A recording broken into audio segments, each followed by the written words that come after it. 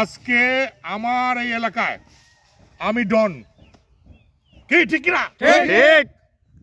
আমি যা বলবো সেটাই এই এলাকার আইন, ঠিক ঠিক না? ঠিক। আচ্ছা, আমি হচ্ছি এই পাঁচু রাজ্যের গণপ্রজাতন্ত্রী পাঁচু রাজ্যের আমি একমাত্র রাজা। ঠিক আমি আমার কথাই এই এলাকার আইন, ঠিক ঠিক না? ঠিক। আচ্ছা, তাহলে পরে এই এলাকার কোনো মানুষ আমার বিরুদ্ধে কোন রকম অপপ্রচার চালাতে পারবে না। আমার নামে কোনো ধরনের সমালোচনা করা যাবে না।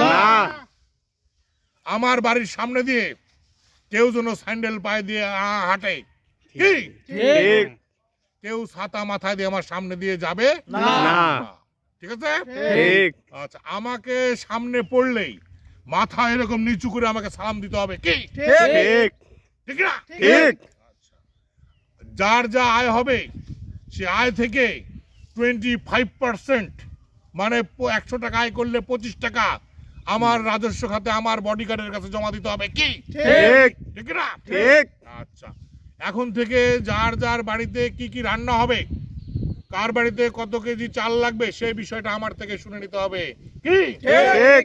বাড়িতে যা চাল ধান উৎপাদন হবে তার কত পার্সেন্ট তার বাড়িতে থাকবে, কত পার্সেন্ট আমার কোষে জমা থাকবে, কি সেই বিষয়ে সিদ্ধান্ত আমি দিব, ঠিক আছে? ঠিক। তাহলে পরে কারো যদি কে কয়টা সন্তান নিবে, কি ঠিক। সেই ফয়সালাও আমি এই রাজ্যের আমি দেব, ঠিক। ঠিক আছে? কারো যদি মনে দুঃখ হয় কান্না করা যাবে না। যাবে না, কি ঠিক। কারো যদি অতিরিক্ত আনন্দ হয় উচ্চ স্বরে হাঁটা যাবে না। কি ঠিক না? ঠিক। এই আমার রাজ্যের এই আইন ভঙ্গ করলে তাকে মৃত্যুদণ্ডে দণ্ডিত করা হবে, কি ঠিক ঠিক না? ঠিক।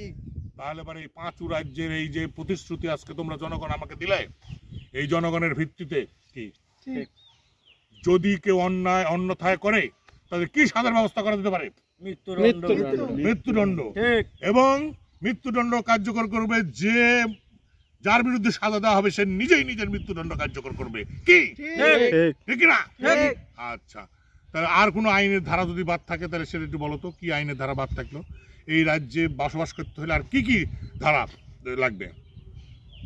কথা বলার ক্ষেত্রে যদি মেপে মেপে কথা বলতে হবে, যদি বেশি কথা বলো তার জন্য ট্যাক্স দিতে হবে, কি ঠিক দিতে হবে? ঠিক।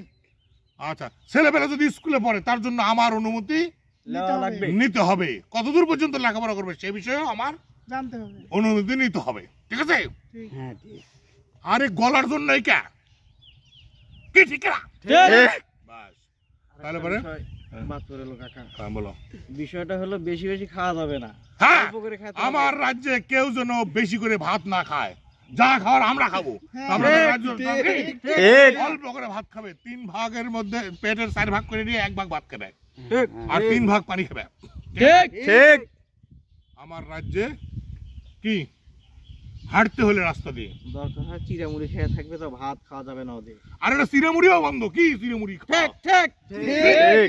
বন্ধ ওদের। চিড়া বন্ধ, মাছ মাংস এগুলো খাওয়া আজ থেকে নিষিদ্ধ ঘোষণা করা হলো আমার রাজ্যে। ঠিক খালি খাবো, খালি আমরা খাবো, হ্যাঁ খালি আর কেউ খাবে না, আর কেউ খাবে না। যাই হোক, ঠিক আছে, এটা সবাই চারদিকে বাণী ছড়িয়ে দাও। আমার পাঁচু রাজ্যের যে সুন্দর সুফলা সুজলা রাজ্য, এই রাজ্যে সবাই সুখী, সবাই সুখী সুখে শান্তিতে বসবাস করছে।